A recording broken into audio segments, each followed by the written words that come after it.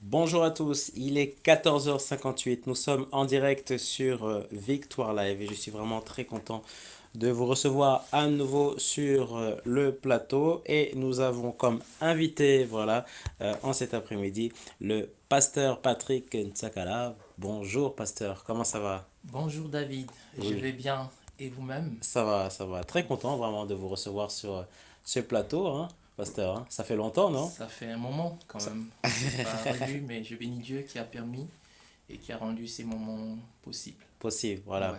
Alors, pour toutes les personnes qui viennent de se connecter, alors c'est une grande émission, voilà, donc le pasteur nous donnera donc le thème de cette émission. Mais avant de commencer, pasteur, une petite présentation, hein, voilà. D'accord. Alors, qui êtes-vous, pasteur? Je suis le pasteur Patrick Tsakala Oui, et voilà, je sers le Seigneur depuis un moment déjà oui, et je fais de la mission en France comme à l'extérieur de la France. oui, Et il y a quelques mois, j'étais au Gabon. d'accord, Je suis rentré, tout se passe bien. oui, Là, je suis avec ma petite famille. Nous oui. habitons Sartreville dans le 78, Sartreville dans le 78, en France, hein. en France. En France, bien sûr. En France, Ouais. bien sûr. Alors, pasteur, vous êtes venu avec un thème, voilà. De quel thème s'agit-il, pasteur? Je suis venu avec un thème, c'est Oui. vrai, et je l'ai intitulé Le chrétien face à la tentation. Ah, waouh, alors c'est un sujet très intéressant.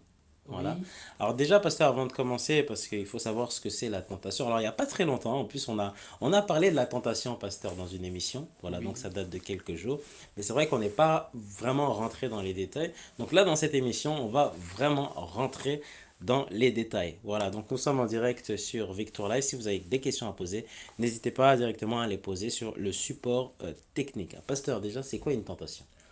ben, une tentation peut avoir plusieurs définitions. Oui, On peut définir la tentation comme étant un attrait d'accord. vers une chose défendue Oui, ou déconseillée. Donc toutes les fois qu'on est attiré vers l'interdit, oui, la motivation qui nous conduit vers l'interdit, ça s'appelle la tentation. La tentation peut être définie comme étant un mouvement intérieur d'accord, qui excite l'homme au mal. d'accord. Donc toutes les fois qu'il y a un mouvement à l'intérieur de nous qui nous conduit vers le mal, Oui, oui, ce mouvement intérieur s'appelle la tentation. La tentation, c'est l'attirance vers un désir, d'accord. un plaisir, Oui, vers quelque chose d'agréable oui, à court terme. d'accord. J'insiste bien à court terme. La chose est agréable, Oui. Donc c'est pour un moment. c'est juste éphémère. D'accord. Voilà, Ok. c'est éphémère. Donc le mouvement par lequel on est porté, sollicité à des choses qui sont d'elles-mêmes indifférentes. Ouais, ouais, Il n'y a pas grand-chose dedans. Ça peut être un plaisir de 5 secondes, ouais. ça peut être quelque chose qui ne dure pas longtemps, mais qui va exposer notre vie, toute notre vie, à des malheurs, à des conséquences très très graves. Et nous avons des exemples comme ça dans la Bible Ouais, ouais, qui montrent comment est-ce que des hommes de Dieu, des hommes de guerre, comme David, un homme très puissant, ouais, ouais, mais qui a été faible devant Beersheba. ouais. Nous avons un roi rempli de sagesse comme Salomon, et qui était aussi faible, qui s'est finalement retrouvé avec 1000 femmes, dont 700 concubines et 300 épouses à la Ouais, maison. ouais. Tout ça, c'est bien le résultat De la de tentation. la tentation. Donc il y a toujours une conséquence derrière ça, pasteur. Évidemment, il y a toujours une conséquence derrière la tentation, Ouais. et la Bible est claire dessus. Donc notre texte de base, qui est Jacques, nous en parle avec beaucoup d'illustrations. Et je vais me permettre de lire ce texte-là Oui, pour bien nos sûr. auditeurs. Oui. La Bible dit que personne, lorsqu'il est tenté, ne dise c'est Dieu qui me tente.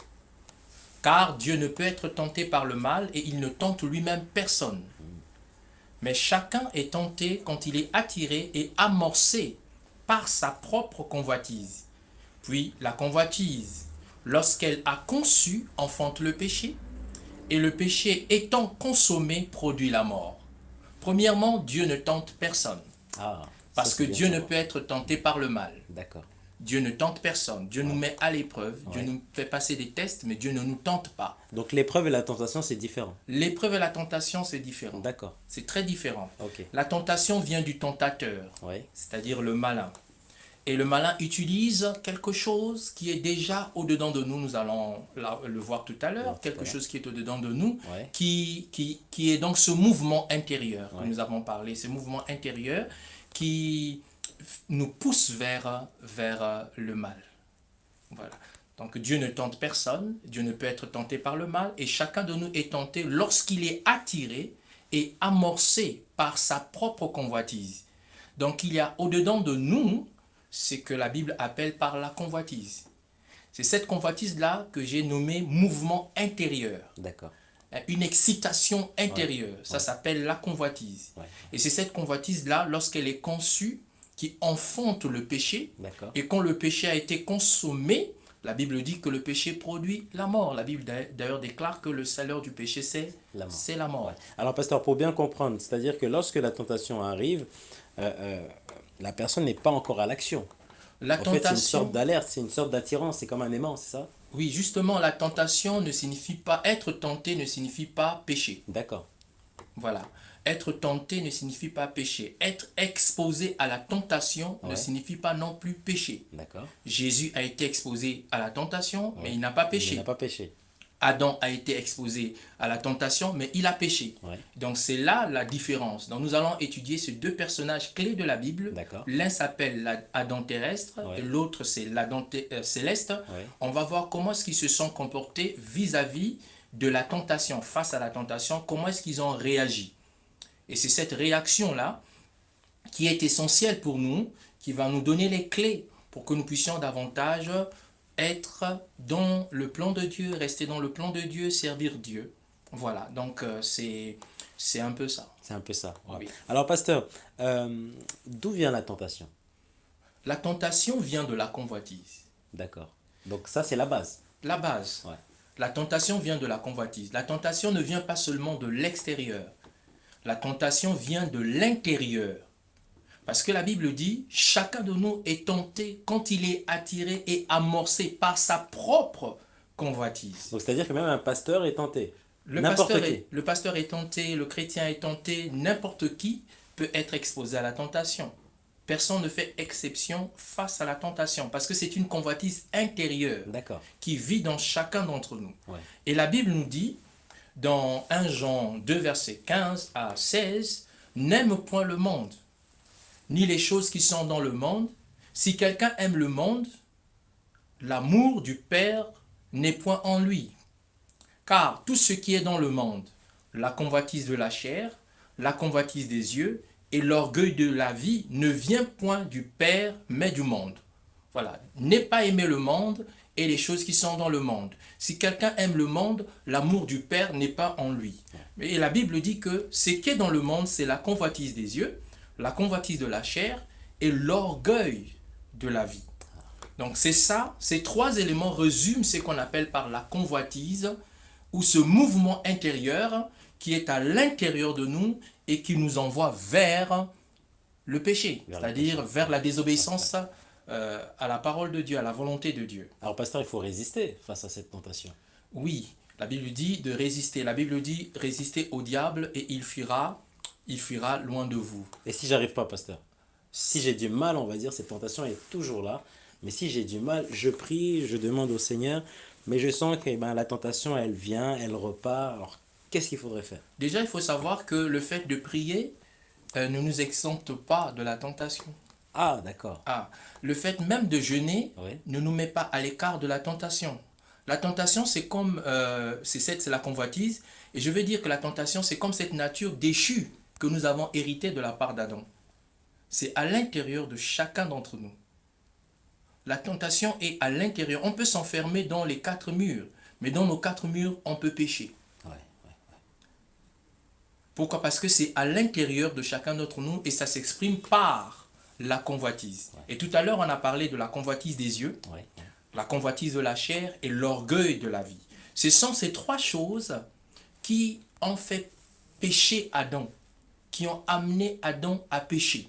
Et la Bible est claire là-dessus lorsque nous lisons la Genèse chapitre 3 au verset 6. La Bible dit que la femme vit que l'arbre était bon à manger lorsque le diable, le tentateur, est venu tenter. Donc là, il y a déjà une première phase. Voilà. Et la Bible dit que la femme vit que l'arbre était bon à manger, Ouais.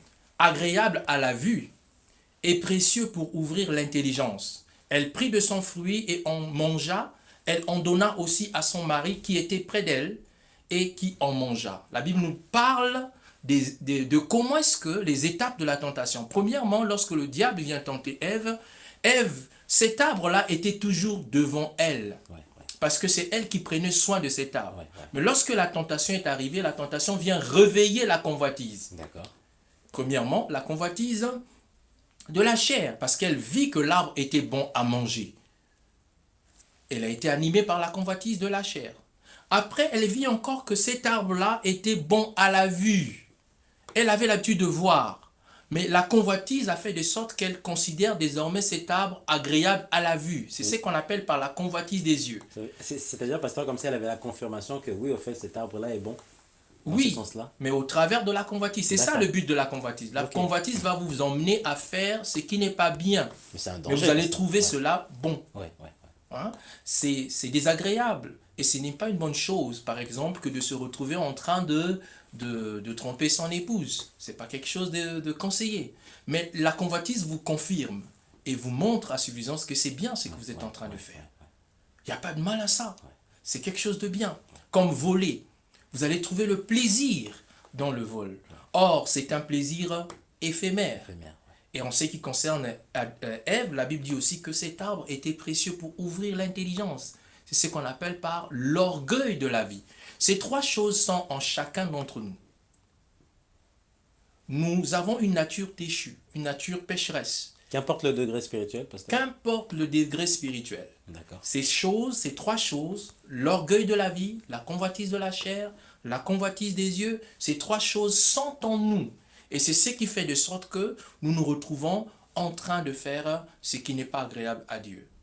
Donc, le cas de Ève nous inspire beaucoup plus de tristesse.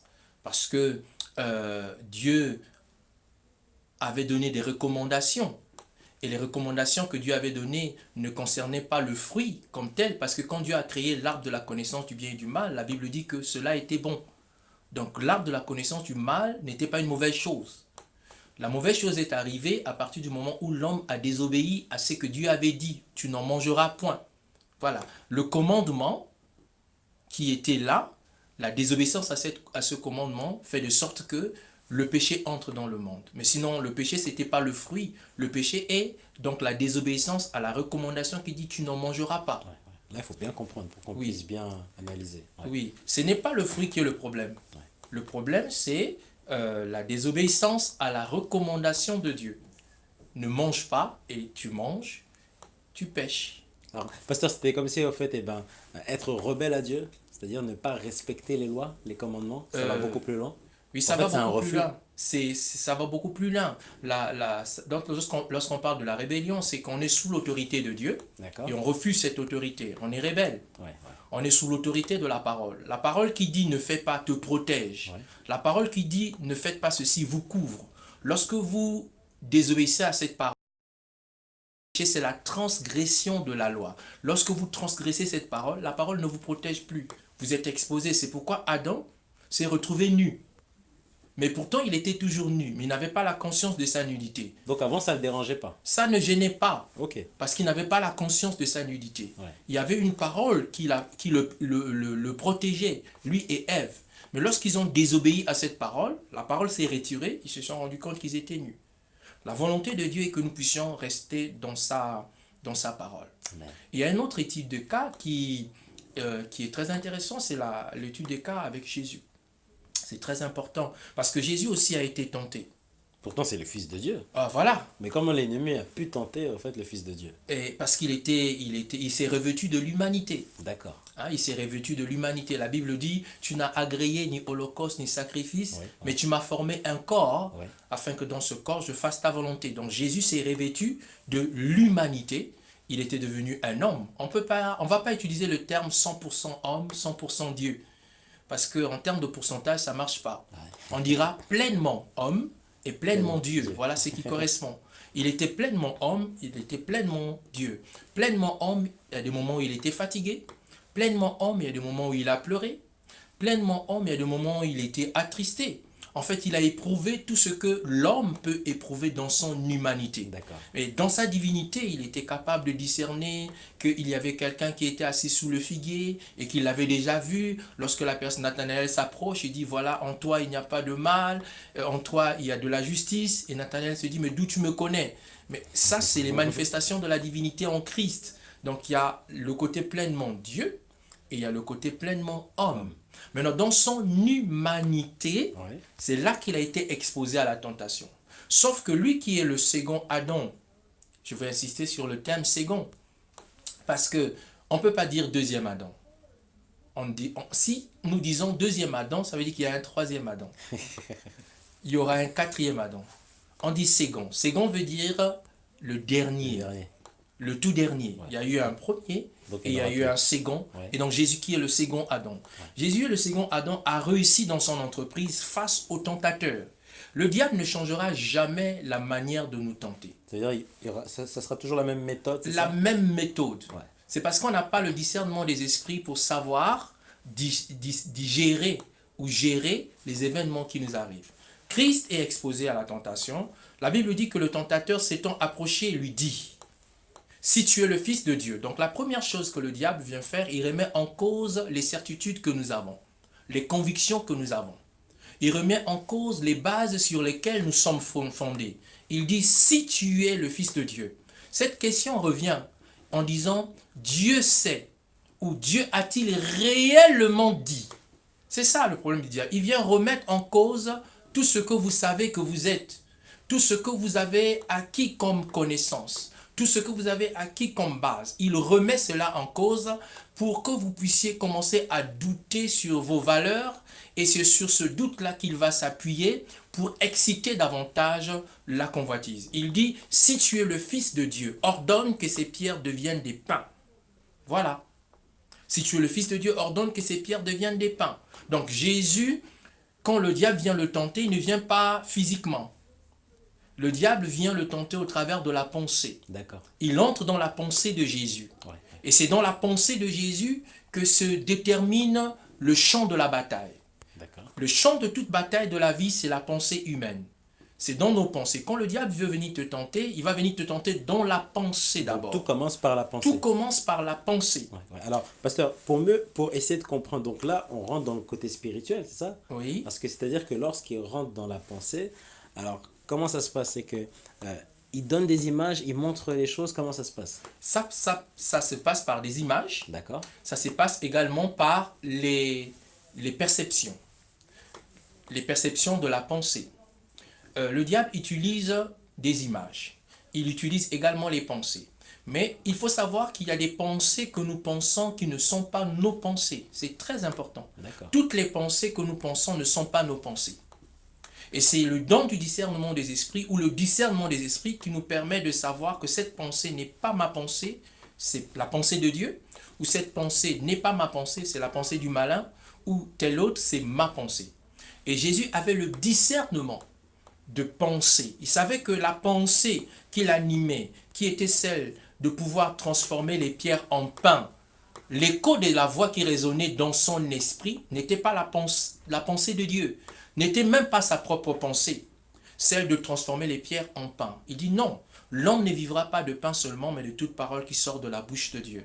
Donc le diable vient utiliser le champ de l'esprit, ouais, la pensée, ouais, pour pouvoir penser à notre place. Ouais. Il peut se mettre là à penser et à dire, bon, normalement, si tu fais ça, c'est pas grave. Et tu vas commencer à te dire, oui, effectivement, ce n'est pas grave. Il n'y a pas de conséquences. Il n'y a pas de conséquences, il n'y a pas de problème. Et c'est là que le diable nous attaque. Et Jésus répond, il est écrit, l'homme ne vivra pas de pain seulement, mais de toute parole qui sort de la bouche de Dieu. Donc là, on voit que le diable utilise la convoitise de la chair. Parce que l'envie de manger, c'est l'envie de la chair. Il utilise la convoitise de la chair pour dire à Jésus, mais transforme ces pierres en pain. Jésus dit non, l'homme ne vivra pas de pain seulement, mais de toute parole qui sort de la bouche de Dieu. Donc parfois nous sommes animés par la convoitise de la chair, les désirs de la chair, c'est que la Bible appelle par les désirs de la chair, qui sont contraires à ceux de l'esprit, pas de l'esprit humain, mais de l'esprit de Dieu. Et là, il faut les stopper tout de suite, pasteur, lorsque ça arrive? Il faut apprendre à les stopper. Ah, il faut apprendre à les stopper, d'accord.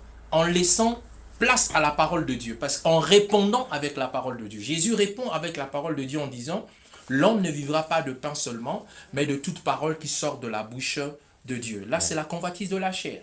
Qu'est-ce qu'il fait? Le diable le transporta dans la ville sainte, le plaça sur le haut du temple et lui dit, si tu es le Fils de Dieu. Il remet toujours en cause l'identité de Jésus.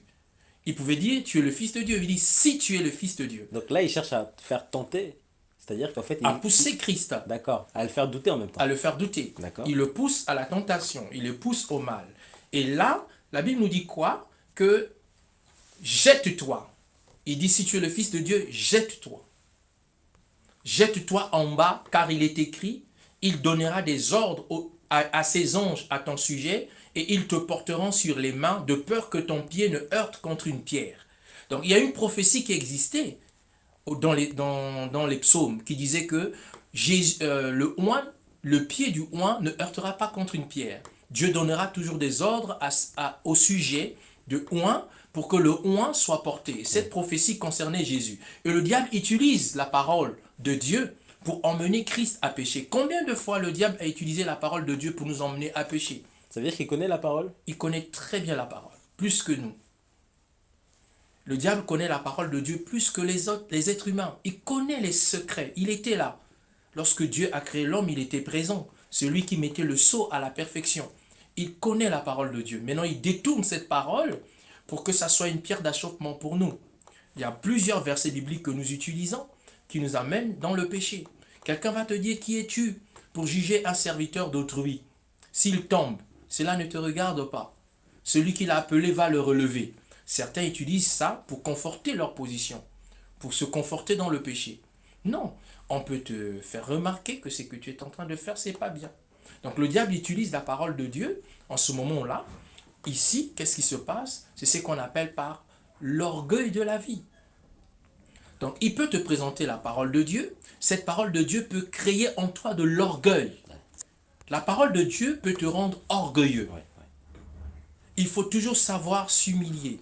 Toujours. Toujours savoir s'humilier. Parce que l'orgueil va te conduire loin de Dieu et Dieu va te résister. Jésus savait que Dieu allait les résister. C'est pourquoi il a dit, tu ne tenteras point le Seigneur, ton Dieu.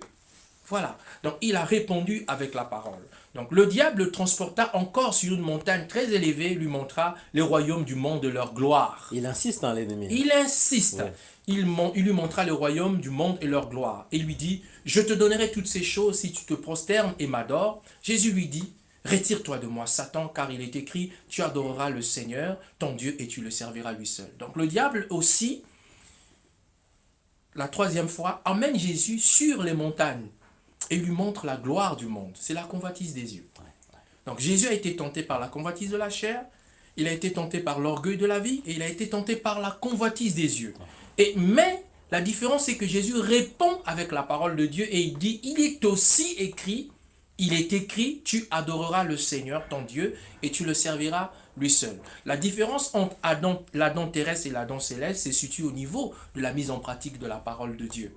De comment est-ce que l'un a privilégié la parole de Dieu et de comment est-ce que l'autre a privilégié sa propre convoitise. Et ça nous concerne. Ça nous concerne. Ouais. Aujourd'hui. Aujourd'hui, nous sommes concernés. Ouais. Le diable ne change pas la manière de tenter. Si le diable veut te tenter, il utilise la convoitise des yeux. S'il veut te tenter, il va utiliser l'orgueil de la vie. Il y a en chacun d'entre nous l'orgueil de la vie. Quelque chose qui te dit, mais qui te pousse à dire, mais attends, mais cette personne se moque de moi, cette personne se joue de moi. D'ailleurs, il va voir de quel bois je me chauffe. Chacun est élevé à un niveau au-dedans de soi par l'orgueil de la vie. Cet orgueil de la vie peut avoir des fondements, ton histoire de famille, tes origines, les études, le milieu qu'on a fréquenté. Toutes ces choses-là peuvent constituer notre orgueil de la vie. Les valeurs qui nous sont données. C'est ce qui se passe avec les enfants des présidents. Mon père est président, il se permet de tout faire. Parce que son père est président. Cet aspect de choses, ça s'appelle l'orgueil de la vie. Après, il y a la convoitise de la chair. Hein? La convoitise de la chair, c'est là. Et ça se manifeste à tout moment, à tout bout de champ. Et donc, la question la plus importante, c'est celle de la différence. Et je voudrais, la différence qui s'est passée entre Adam et Ève, c'est au niveau de la parole de Dieu. Alors, l'homme est constitué de l'esprit, de l'âme et du corps. La Bible dit que le Dieu de paix vous sanctifie tout entier, que votre esprit, votre âme et votre corps soient conservés irrépréhensibles lors de l'avènement de notre Seigneur Jésus-Christ. Donc l'esprit, l'âme et le corps constituent l'être. D'accord. On ne peut pas parler de l'être sans pour autant parler de l'esprit, sans pour autant parler de l'âme, sans pour autant parler du corps. Les trois, Tout est important, pasteur. tout est important. Les trois résument ou forment l'homme, Ouais. l'être qu'on appelle l'homme. L'esprit, c'est le principe de l'intelligence. L'esprit, c'est l'image de Dieu en nous. L'âme, c'est le domaine dans lequel habitent nos émotions. C'est le lieu où réside la volonté, nos désirs, nos passions. Toutes ces choses se trouvent dans notre âme. Et après, il y a le corps qui est dans cette enveloppe charnelle dans lequel mon esprit habite au travers de mon âme. Mon âme a une double particularité. Dans sa première particularité, l'âme est rattachée à l'esprit. Ouais. C'est ce qui fait de sorte que je sois un être spirituel. D'accord. Mon âme est aussi rattachée à mon corps. C'est ce qui fait de sorte que je sois un être physique. Le lien qui lie mon esprit, mon âme à l'esprit, c'est ce qu'on appelle par le cordon d'argent ou le fil d'or. C'est ce que Ecclésiaste appelle le fil d'or. Le cordon d'argent, c'est un lien spirituel qui lie l'âme avec l'esprit. Et c'est dans ce lien que Dieu a déterminé le nombre des années, les jours que nous sommes appelés à passer sur terre. Et le lien qui lie l'âme à notre corps, c'est le sang. La Bible dit que l'âme de toute chair habite dans le sang. Alors revenons à la question de la tentation. Alors, tout commence dans notre esprit. L'esprit est le monde de notre imagination. Tout commence dans notre esprit. Notre esprit fonctionne comme une parabole. D'accord. La parabole capte tout. Ouais. Ça capte tout ce Toutes qui les existe. Toutes les chaînes, que ce soit les chaînes Qu'on le veuille ou pas. Le de sport, les de dessins sport animés. et tout ça, que ce soit les chaînes où on voit des images qui ne sont pas dignes, Ouais. notre esprit capte. Ça fonctionne comme une parabole. D'accord. Donc la conception se trouve au niveau de l'esprit. D'accord. L'esprit conçoit. Ouais. L'esprit imagine. Donc notre esprit, en fait, ne peut pas être blâmable. Parce que l'esprit fonctionne comme une parabole qui conçoit, qui capte tout. Tout le problème se situe au niveau de notre âme. C'est là. La Bible ne dit pas que l'esprit qui pêche, c'est l'esprit qui mourra. La Bible n'a jamais dit ça. La Bible dit l'âme qui pêche, c'est celle qui mourra, car le salaire du péché, c'est la mort. Alors, l'esprit conçoit. L'âme joue deux rôles. Premièrement, l'âme joue le rôle de la délibération. Deuxièmement, l'âme choisit. Après, les informations qui ont été délibérées, les informations qui ont été choisies, descendent maintenant au niveau du corps. Le corps n'a pas de problème. C'est la poussière qui retournera dans la poussière. Donc c'est ce même corps-là, en fait, qu'on a C'est là, ce qui corps que nous restera avons ici. qui va rester sur Terre. Donc il n'a pas sa place au ciel. Ce corps-là n'a pas de sa place au ciel. Il faut D'accord. un autre corps qu'on appelle un corps céleste. D'accord. Voilà, ce corps-là a besoin de la porte pour sortir. Mais le corps céleste n'a pas besoin de porte pour sortir. C'est ce D'accord. corps qu'avait revêtu Jésus après sa résurrection. Ok. Il peut apparaître ici, il peut apparaître à 50 km. Après, il peut apparaître à 500 personnes au même moment. Ouais, ouais. Voilà, ça c'est avec le corps spirituel. Alors, lorsque notre esprit conçoit, l'esprit envoie l'image ou l'information dans l'âme. Et notre âme commence à travailler. Parce que c'est dans l'âme où habite la volonté. Notre âme va commencer à travailler. Notre âme va commencer à s'exprimer par le moyen de la délibération. Qu'est-ce que la délibération? La délibération est une discussion intérieure qui se déroule en chacun d'entre nous. Je ne sais pas si vous avez remarqué, vous avez peut-être vu des gens qui parlent seuls. Ouais, ouais. Ils marchent et ils parlent seuls. Ils sont Et- malades, non? Pas du tout. Pas toujours. Pas toujours. Pas toujours. Ces personnes-là, en fait, ils sont en train de discuter avec eux-mêmes, elles-mêmes. Elles sont en train de parler à elles-mêmes au sujet de quelque chose qui peut être triste, joyeux ou d'une question.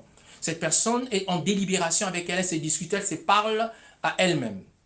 Donc la délibération, c'est cette discussion intérieure qui se déroule à l'intérieur de chacun d'entre nous. Et cette discussion intérieure est suivie d'un choix. Mais il faut qu'il y ait une base qui constitue la délibération. Ouais, ouais. Par exemple, vous avez la tentation de pouvoir aller braquer. Ouais. Vous avez la tentation de pouvoir aller vous prostituer. Vous avez la tentation de pouvoir aller commettre l'adultère. Vous avez la tentation de pouvoir faire ce qui n'est pas bien, comme on l'a défini, que c'est un mouvement intérieur qui est à l'intérieur de nous.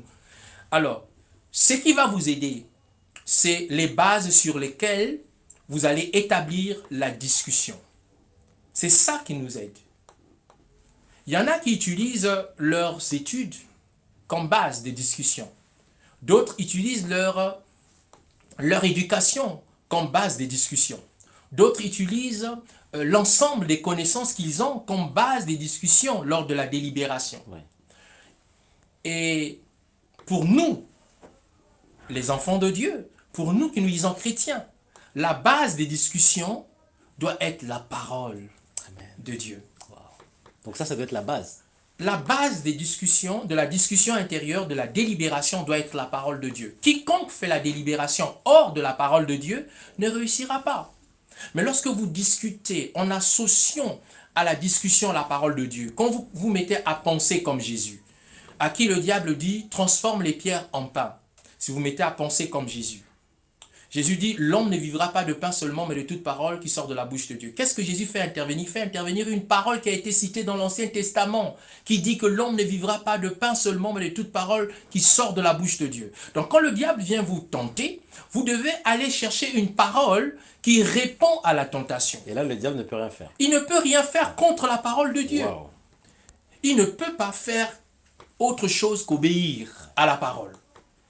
Il n'y a pas que les anges qui obéissent à la parole de Dieu. Il n'y a pas que les hommes qui doivent obéir à la parole de Dieu. Et Satan lui-même doit obéir à la parole de Dieu. Il doit fléchir les genoux devant la parole de Dieu. Tout le problème se situe à ces niveaux-là. Nous délibérons sans la parole de Dieu. Nous délibérons loin de la parole de Dieu. Il faut répondre à ce désir qui t'anime. Il faut répondre à la pensée qui t'anime. Quelle que soit son intensité, il faut aller chercher dans la parole de Dieu une réponse qui correspond à ce désir afin de pouvoir faire taire ce désir au-dedans de toi. Sinon, si on réfléchit simplement, il y en a par exemple qui réfléchissent, bon, mon père n'avait pas eu de femme et donc je vais avoir une femme, une seule femme. C'est pas suffisant. Oui, parce que l'ennemi, lui, en fait, il va jouer de ça. Non, Il c'est va pas aller beaucoup plus suffisant. loin. Il va aller beaucoup plus loin. Ouais. Il faut plutôt dire que la Bible déclare l'homme quittera son père et sa mère et s'attachera à sa femme. Et les deux deviendront une seule chair. Ça veut dire que vous insistez en disant que je dois avoir une seule femme, je ne dois pas avoir deux femmes. Si vous vous appuyez simplement sur la tradition, qui est l'héritage que vous avez reçu de votre père, ce n'est pas suffisant. Parce que le diable va vous tenter davantage. Il va vous miroiter ce que les autres pères ont, que votre père n'a pas eu.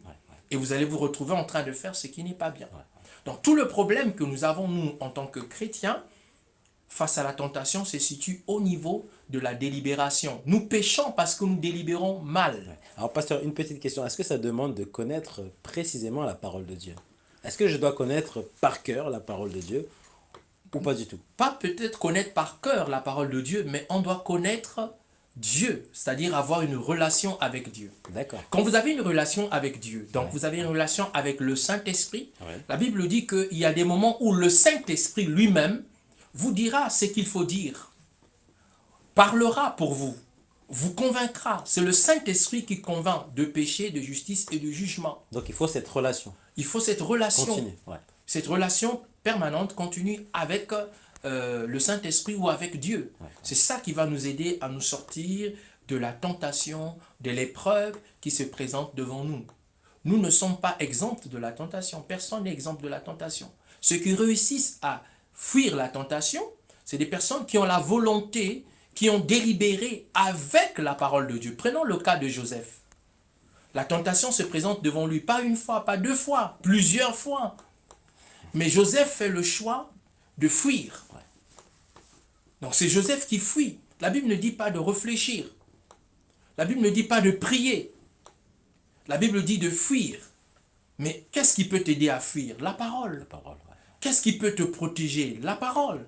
Et nous en avons besoin parce que c'est là que se passent les choses. Le corps que nous avons exécute. Le corps fait. Tout ce que nous avons fait avec notre corps n'est que le résultat du choix que l'âme avait fait suite à une délibération. Donc pasteur, si je comprends bien, c'est que le corps passe à l'action. Le corps, son rôle, c'est accomplir les actes qui ont déjà été choisis dans l'âme D'accord. et qui viennent d'une délibération intérieure. Vous n'allez pas dire non, j'étais pour moi assis et elle passait et je suis tombé avec elle. C'est faux. Ça ne se passe pas comme ça.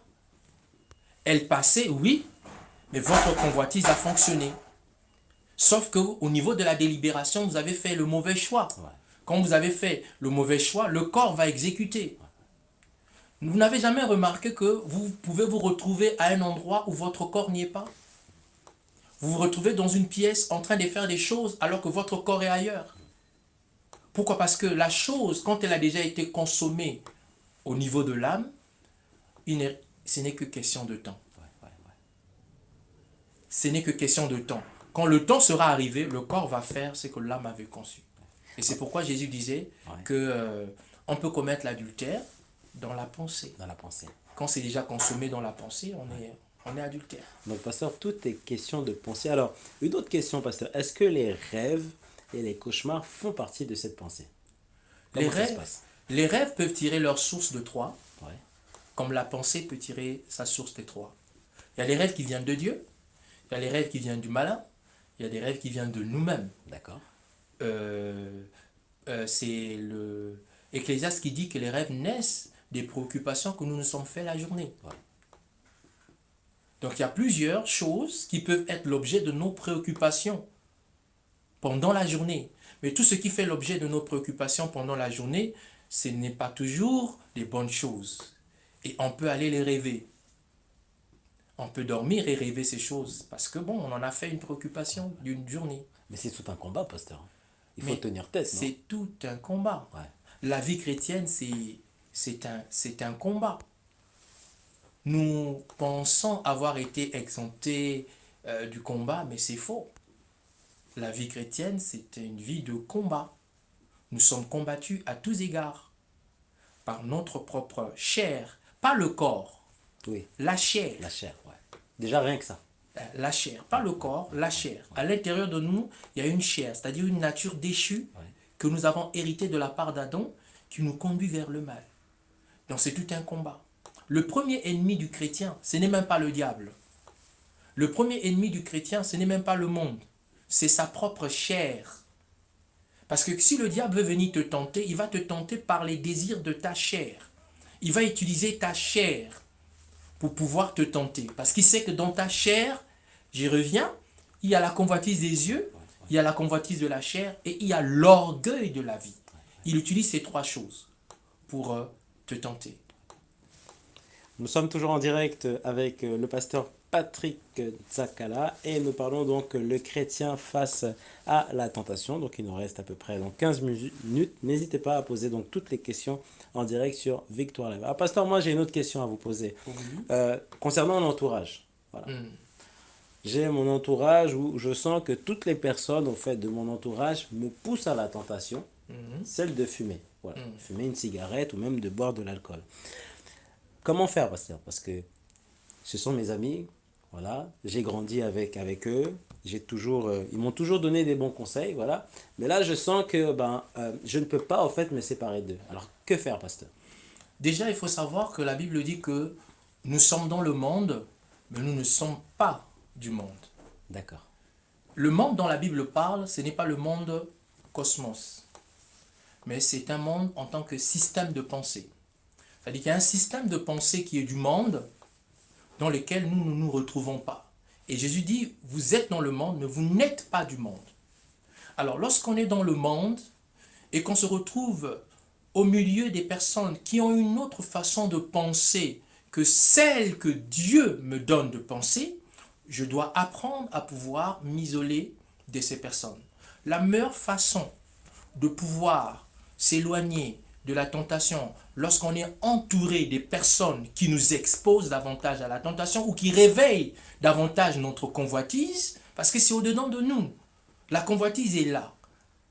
Pendant que je prêche, je peux avoir des mauvaises images à l'intérieur de moi pendant que je parle de Dieu. Mais je peux prier sur ces mauvaises images, pasteur, en disant que à l'image de s'arrêter tout de suite? Oui, Ouais. c'est un combat. Donc s'il y a des personnes Je me rends compte que ces personnes m'éloignent par la façon de parler, par la façon de me comporter, m'éloignent davantage de la parole de Dieu. Qu'est-ce que je fais? Je m'éloigne d'elles. Je cherche pas à comprendre du jour au Non, lendemain, je ça se m'éloigne fait tout de d'elles. suite. Ouais, Ça ne veut pas dire que je ne dirai plus bonjour, mais je vais fuir leur compagnie. d'accord. Si je le fais pas, pasteur, qu'est-ce qui se passe? Est-ce Vous que vous ça... exposez davantage. Donc je serai contaminé par leur Vous tentation? risquez d'être contaminé.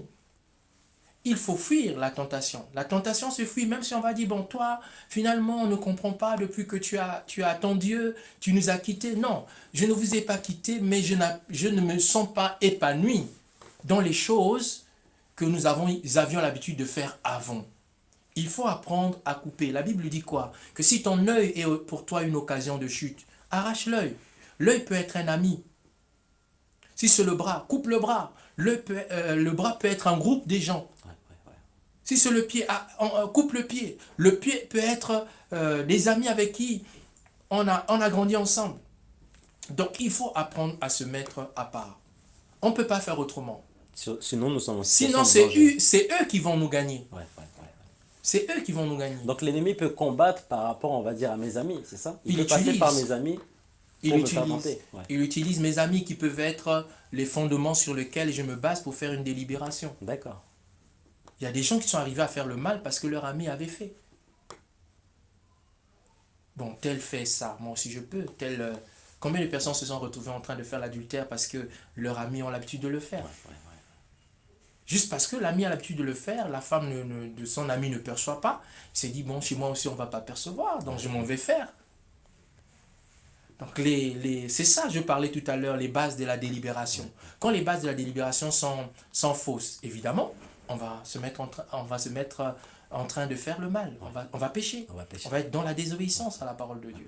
Alors, pasteur, moi j'ai une autre question maintenant. Comment aider donc certains amis qui sont dans la tentation, voilà, et je sens que je voudrais les aider. Est-ce que c'est possible? C'est possible d'aider. Ouais. C'est possible d'aider les personnes qui sont en tentation. Mais déjà, il faut que la personne s'ouvre. Parce que c'est intérieur. La tentation, c'est au-dedans de chacun d'entre nous. Donc si la personne est fermée, Si la personne est fermée, ça vous va ne être saurez compliqué. pas de quoi il est question. Mais si la personne s'ouvre, en ce moment, on dit, ah vraiment, ces derniers temps, je me rends compte que j'ai la tentation à ci, à ça. À partir de ce moment, vous pouvez l'aider.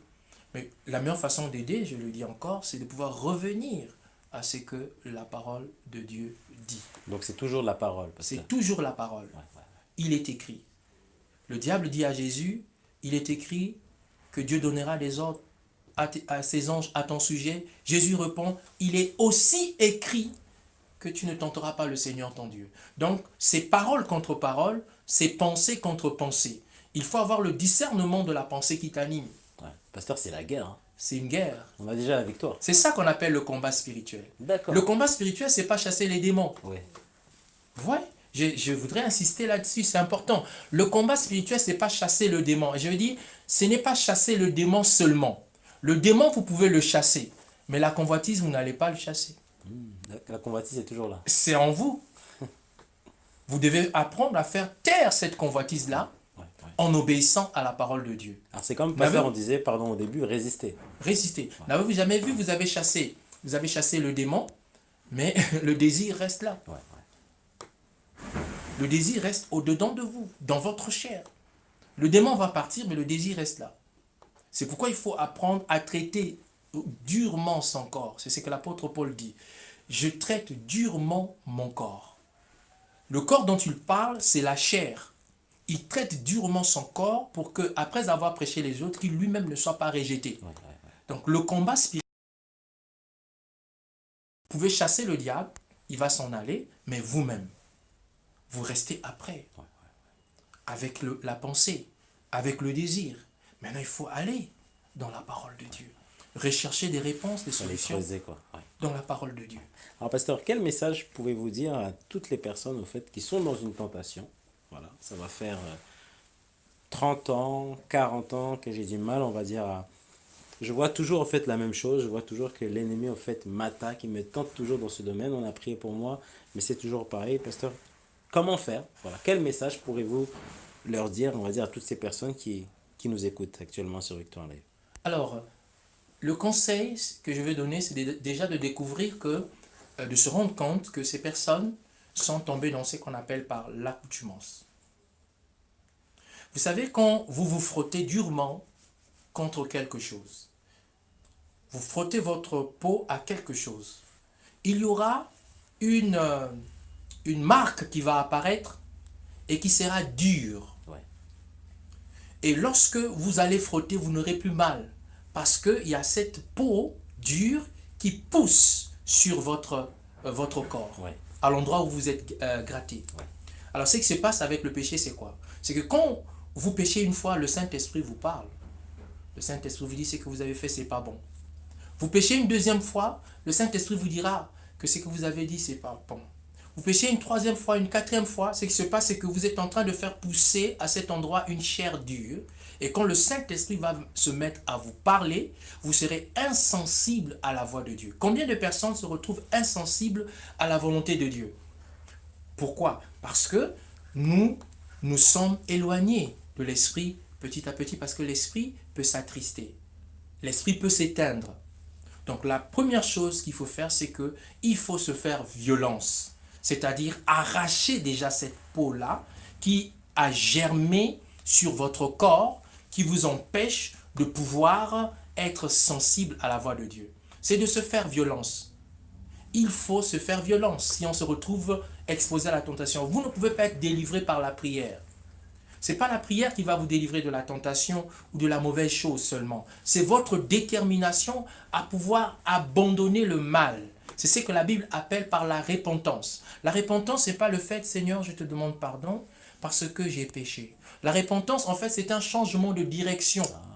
C'est ça le sens de la repentance. Un arrêt suivi du changement de direction. Vous étiez en train de suivre une direction, vous vous rendez compte que la direction que je suis me conduit à la mort, vous vous arrêtez et vous vous détournez pour changer la direction. C'est ça la repentance. Sinon, combien de fois nous nous sommes repentis et nous faisons les mêmes choses? Combien de fois avons-nous demandé pardon à Dieu pour les mêmes péchés? C'est parce que notre repentance, elle est verbale. Elle n'est pas suivie d'un acte. Donc, ce que je peux conseiller aux personnes qui sont en difficulté, ça peut arriver à tout le monde, à moi le premier, c'est de pouvoir entrer dans ce qu'on appelle par la vraie repentance. Pas seulement se confesser, mais faire le choix de ne plus refaire la même chose. Décider de s'arrêter et de dire ça, je ne fais pas. Demain, ça reviendra. L'envie d'appeler la personne va revenir. L'envie de revoir la personne va revenir. Mais tu dois être décidé et dire que ça là, moi je ne veux plus de ça dans ma vie. Parce que pasteur, ça va aussi revenir, mais de plus en plus fort. Mais très fort. Ouais. De façon amplifiée. Le diable te... Mais en fait, le péché est un plaisir. Permettez-moi de le dire. Le péché, c'est un plaisir. Si le péché n'était pas un plaisir, on n'aurait pas le désir de faire. Sauf que le péché est un plaisir à court terme. Ce n'est pas perpétuel. Pourquoi voulons-nous nous perdre pour des choses éphémères? Pourquoi voulons-nous rester dans ces choses qui n'honorent pas Dieu? Jésus revient bientôt. Le retour du Seigneur est prêt. Le Seigneur revient. La Bible dit que Dieu y reviendra comme un voleur. Donc, c'est-à-dire, on ne sait pas l'heure, on ne sait pas le jour, on ne sait pas à quel moment il va venir. Le Seigneur peut revenir à tout moment. Mais nous devons être prêts. Les chrétiens doivent être prêts à la rencontre du Seigneur. Les chrétiens doivent être prêts à l'avènement du Seigneur. Le Seigneur arrive. Et si le Seigneur revient aujourd'hui, qu'allons-nous faire? Comment allons-nous nous comporter? Pasteur, il nous reste 4 minutes. C'est un sujet qui est très intéressant, pasteur. Parce que c'est vrai qu'on n'en parle pas souvent. Voilà. Mais la tentation, pasteur, si je comprends bien, c'est qu'elle touche tout le monde. Voilà. Elle touche tout le monde. Et à travers cette tentation, donc, en fait, il faut résister. Voilà. Mais maintenant, pasteur, on ne peut pas résister seul. Il faut rentrer, c'est-à-dire que les bases que nous devons avoir, c'est la parole de Dieu. Voilà. Donc, pasteur, j'essaie vraiment de bien comprendre, voilà, parce qu'il y a plusieurs personnes aussi, donc il y en a qui sont chrétiens, il y en a qui ne sont pas chrétiens, voilà, pour qu'ils puissent vraiment comprendre, on va dire, cette émission. Maintenant, pasteur, c'est que lui, l'ennemi, connaît bien la parole. Il la connaît parfaitement, et pasteur, il la connaît encore mieux que nous. Voilà. Maintenant, pasteur, vous avez dit plusieurs choses, au fait, dans cette émission. Vous avez parlé de la chair, vous avez parlé aussi du corps, vous avez parlé aussi de l'esprit, Vous avez parlé aussi, pasteur, au fait de beaucoup de choses et on en reparlera dans l'émission Les Experts où, pasteur, au fait, on va analyser, voilà, pendant 1 heure chaque mot, voilà. Bah, c'est le but aussi donc, de cette nouvelle émission, donc disponible sur Victoire Live dès demain, où eh ben, on va vraiment mieux comprendre voilà, ce que voulait dire tout simplement aussi le pasteur. Et pasteur, ce qui est très intéressant, c'est que dans toutes ces choses-là, nous avons la victoire. Donc, pasteur, la vie chrétienne, elle n'est pas facile. La vie chrétienne est un combat. Mais on s'aperçoit, pasteur, qu'à travers la parole, on a toutes les clés, pasteur. La parole de Dieu, pasteur, c'est plus qu'un outil. Voilà. C'est comme une sacoche où vous prenez un électricien, et ben en fait, pasteur, et ben il a besoin d'un testeur. Il a besoin d'un tournevis. Voilà. Vous, pasteur, et ben vous allez monter un meuble. On ne peut pas monter un meuble au fait sans tournevis. Voilà. Même si au début vous allez essayer, on va dire, par vos propres mains, mais il y a un moment, ben, en fait, et ben non, et ben il y a certaines planches au fait qui vont pas tenir. Donc il faut vraiment comprendre euh, la tentation. Qu'est-ce qu'est la tentation? Parce que la tentation aussi, elle touche aussi à l'enfant de Dieu. Ce qui est beau, pasteur, c'est que aujourd'hui, quand on regarde tout ce qui se passe, pasteur, c'est que euh, lorsqu'on s'approche de Dieu, eh ben en fait, on est de plus en plus tenté. Moi, pasteur, j'ai un témoignage très rapide. C'est que y a une sœur chrétienne, dont je ne citerai pas son nom et son prénom. Et dans son témoignage, elle disait, plus à s'approcher de Dieu, donc elle sentait venir au fait le ciel, c'était comme si le ciel au fait était chez elle, mais plus au fait elle avait plus d'ennemis. Ça veut dire qu'au fait de l'autre côté, et ben en fait au niveau de sa porte, et ben il y avait on va dire des tireurs d'élite. En fait ils étaient là, ils étaient en train d'observer et ils étaient en train en fait de tenter. Voilà. Pasteur, c'est une belle image. Ce qui montre que ben, en fait et ben derrière tout ça il y a une séparation, pasteur. Maintenant c'est à nous en fait et ben de pouvoir saisir en fait la parole de Dieu. Voilà. Et le fait, pasteur, aussi de connaître aussi les versets. C'est important de connaître les versets. Donc on ne lit pas la parole de Dieu pour la lire. On lit la parole de Dieu parce que aussi la parole de Dieu aussi nous protège. Elle nous protège, nous. Mais aussi, elle crée aussi, on va dire, un rayon en fait de protection tout autour. Donc tu as des amis au fait qui te conduisent dans la tentation. Tu as des amis au fait qui sont qui vont te ramener à l'alcool ou autre. Voilà, maintenant en fait, il est temps que tu te sépares tout simplement au fait de ces amis. Alors pasteur, Oui. la tentation, est-ce que la tentation a fait peur? Non, la tentation ne fait pas peur. Elle ne devait pas nous faire peur. Ouais. Elle devait nous enseigner. Donc la tentation nous enseigne. La tentation nous enseigne. Ouais. C'est le moyen par lequel nous allons à l'école de Dieu pour savoir si je peux réussir et aider les autres. Il faut être tenté. Si vous n'avez jamais été tenté dans un domaine, vous ne pouvez pas aider quelqu'un dans ce domaine-là. C'est pourquoi il ne faut pas juger les gens quand ils tombent. Parce que si on vous met dans les mêmes circonstances, vous ferez pareil. Et vous allez vous rendre compte qu'une personne qui est tombée aura un peu plus de compassion que celle qui n'est jamais tombée dans ce type de péché-là. Parce que celui qui est tombé dans ce péché connaît les conséquences de ce péché et il aura un autre regard vis-à-vis de celui ou celle qui est exposé dans le péché dans lequel il était tombé autrefois. Donc c'est très important de savoir que la tentation ne devait pas faire peur. Plutôt, elle doit nous rassurer que nous sommes dans cette école où nous apprenons les choses, mais alors que nous apprenons, nous devons faire valoriser ce que vous avez dit tout à l'heure, la parole de Dieu qui est le bouclier. Mais c'est par obéissance. C'est par obéissance. Voilà. Pasteur, est-ce que c'est possible de prier? Voilà. Et quant à moi, je vous redonne rendez-vous d'ici 1 heure, voilà, pour une autre émission. Donc nous étions en direct avec le pasteur Patrick Tsakala, qu'on peut suivre aussi sur les réseaux sociaux, hein, pasteur. Oui, Hein. oui, Vous oui. avez un compte Facebook? J'ai un compte Facebook, c'est Patrick Presley Nsakala. Et sur YouTube, j'ai quelques, quelques vidéos. Suffit juste de taper mon nom, Patrick Tsakala, et on a la possibilité de m'écouter prier, de m'écouter exhorter. Voilà. D'accord. Donc nous étions dans l'émission On écoute. Pasteur, vous revenez même pour une autre émission. Hein. Vraiment, Avec on a été plaisir. bénis. Vraiment, que le Seigneur vous bénisse. Et on a parlé donc le chrétien face à la tentation. Le replay est disponible ce soir à partir de 23 heures sur YouTube. Voilà, on se quitte en prière et quant à nous, à très bientôt. À très bientôt. Que Dieu vous bénisse et bon courage pour toutes les personnes qui sont exposées régulièrement à la tentation. Sachez que la victoire vous appartient et délibérez avec la parole de Dieu. Voilà. Amen. Amen. Merci.